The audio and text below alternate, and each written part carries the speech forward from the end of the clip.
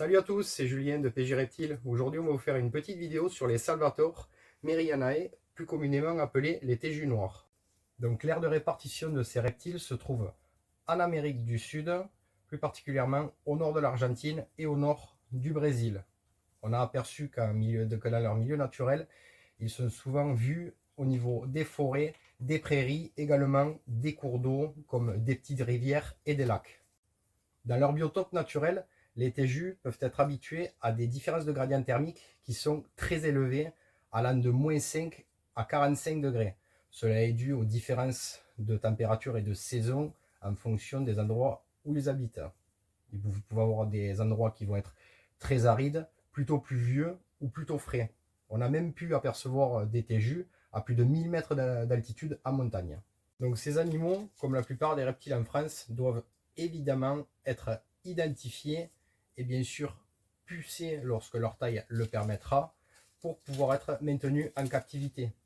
Ils sont en annexe 2 de la CITES et en annexe B du règlement européen.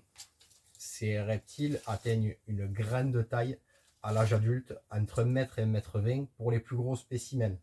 Ce sont quand même des reptiles d'une certaine taille qui vont demander énormément d'entretien et de place et qui peuvent vivre jusqu'à 20 ans.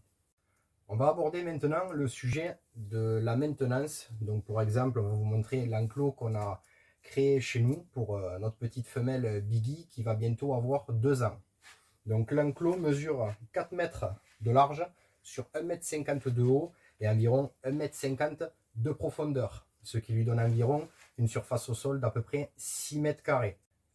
Donc au niveau des 6 mètres carrés au sol de cet enclos, nous, on a mis d'une part des éclats de coco sur la plupart de l'enclos et du côté gauche, au fond à gauche, on a créé un coin un peu plus humide à l'aide d'humus de coco et également de coco. Ce coin-là est censé rester humide constamment. Les téjus ont toujours besoin d'un coin d'humidité.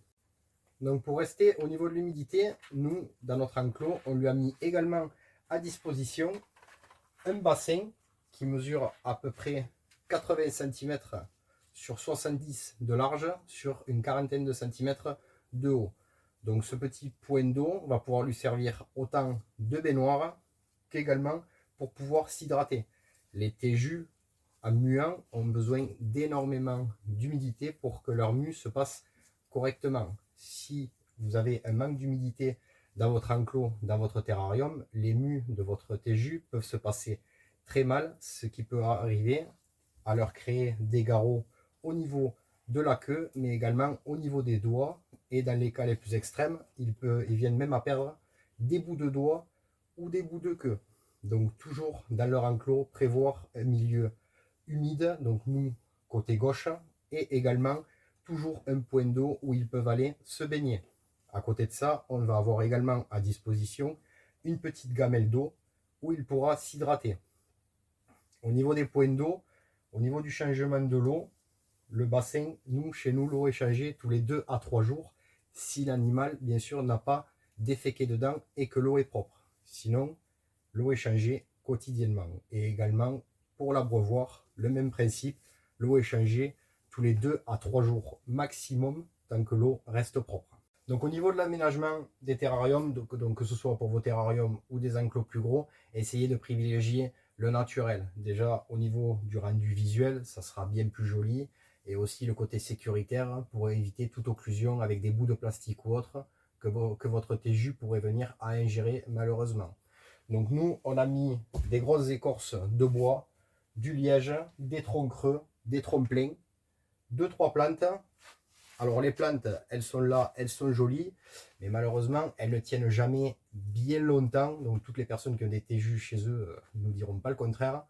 Les téjus sont des petits bulldozers. Nous, notre petite Biggie est en plein CAP BEP jardinerie. Donc elle s'amuse continuellement à venir soit se frotter sur les plantes, soit venir les arracher.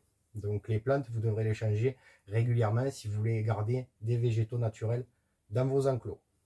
Autre point important pour la maintenance des téjus et même tout autre reptile en général, l'éclairage et ainsi que les températures.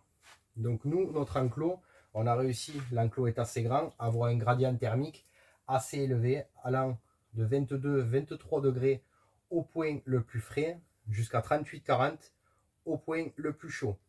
Donc au niveau de l'éclairage, nous, on a mis en place une rampe que vous avez dans le fond. Donc c'est une rampe, c'est un T5 12% de la marque Arcadia que l'on utilise. Donc vous l'avez en fond. Donc ce néon là, ça va vraiment être pour les apports en UVB de notre petit TJU. À côté de ça, nous avons mis deux autres spots. Le premier spot sur la gauche va être un spot halogène de 100 watts. Donc ce spot là est là vraiment que pour donner et diffuser de la chaleur. Et à côté de ça, on a un autre spot, cette fois-ci un Bright Sun à 70 watts désertique qui va apporter un petit point chaud également avec des UVA et des UVB. Le but d'avoir créé ce type-là d'installation va être de pouvoir laisser le choix à notre TJU, soit d'aller prendre seulement des UV, se chauffer ou se chauffer tout en prenant un petit peu d'UVB. Comme ça, le reptile a vraiment le choix. Après, on sait qu'il y a d'autres personnes, d'autres éleveurs qui vont utiliser soit des ampoules 3 en 1 pour diffuser autant la chaleur que les UVB, d'autres qui vont séparer les UVB ainsi que la chaleur. Voilà, il y a plusieurs écoles. Nous, chez nous, le TJU est maintenu comme ça. Tout se passe bien et on n'a aucun souci. Au niveau des températures, du coup, le gradient thermique va se faire naturellement vu la longueur du terrarium. Vous l'aurez compris, vers le milieu de l'enclos, ça va être les points les plus chauds localisés. Et ensuite, en s'écartant des spots, ils vont retrouver une température un peu plus fraîche. Alors, au niveau de l'alimentation, dans leur biotope naturel, les TJU sont ce qu'on appelle charognards. Ils vont être amenés à pouvoir autant manger des petits amphibiens, des petits lézards, des petits oiseaux, des vertébrés et même des œufs. Nous, en captivité, on va essayer de reproduire cette alimentation au mieux.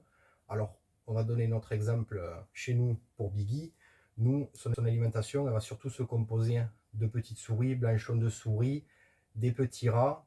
Vous pouvez également donner, pour ceux qui peuvent ou qui en ont, des petits poussins. Nous, on n'en donne pas, on n'en a pas, mais vous pouvez également en donner. Du blanc de poulet, du foie. Et à côté de ça, également, des légumes et des fruits tels que des myrtilles, des fraises, du kiwi, des pissenlits et plein d'autres légumes. On va vous afficher une petite liste de nourriture que vous pouvez donner et également de nourritures qui sont déconseillées sur la vidéo, sur le côté gauche, vous l'aurez affiché. Il faut savoir également que ce sont des animaux qui, en captivité, peuvent vite devenir obèses car ils peuvent être très gloutons. Donc, pour un juvénile, on va essayer de le nourrir tous les jours, 5 à 6 fois par semaine, mais par petites portions. Et en grandissant, petit à petit, on va essayer d'écarter les repas. Nous, Biggie a 2 ans, actuellement, elle va manger 3 fois par semaine, pas plus. On évite vraiment, on pourrait la nourrir tous les jours, tous les jours, tous les jours, elle dirait pas non et elle mangerait.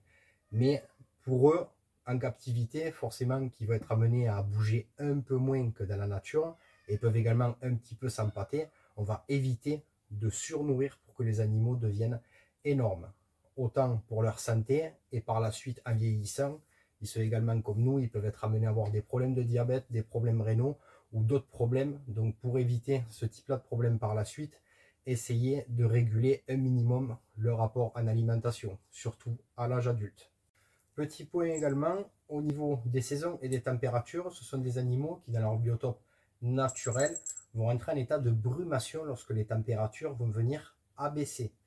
En captivité, certains éleveurs vont recréer cette baisse de température pour que leurs animaux rentrent en brumation, ce qui va être nécessaire pour eux s'ils veulent arriver à reproduire leurs animaux lorsque les beaux jours vont arriver. D'autres personnes, en revanche, qui n'en possèdent qu'un, ne vont pas être obligés de recréer cet état de brumation. Certaines personnes les élèvent comme ça pendant des années et les animaux n'ont aucun souci, et d'autres personnes les élèvent en recréant chaque année l'état de brumation pour leurs animaux.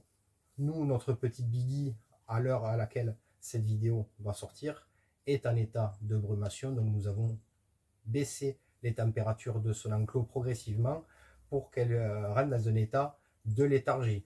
Durant ces 4 à 6 mois environ, il se peut que votre animal vienne à se réveiller un petit peu, marcher, se réhydrater un peu et retourne se coucher et reparte pour des semaines et des semaines sans forcément l'avoir.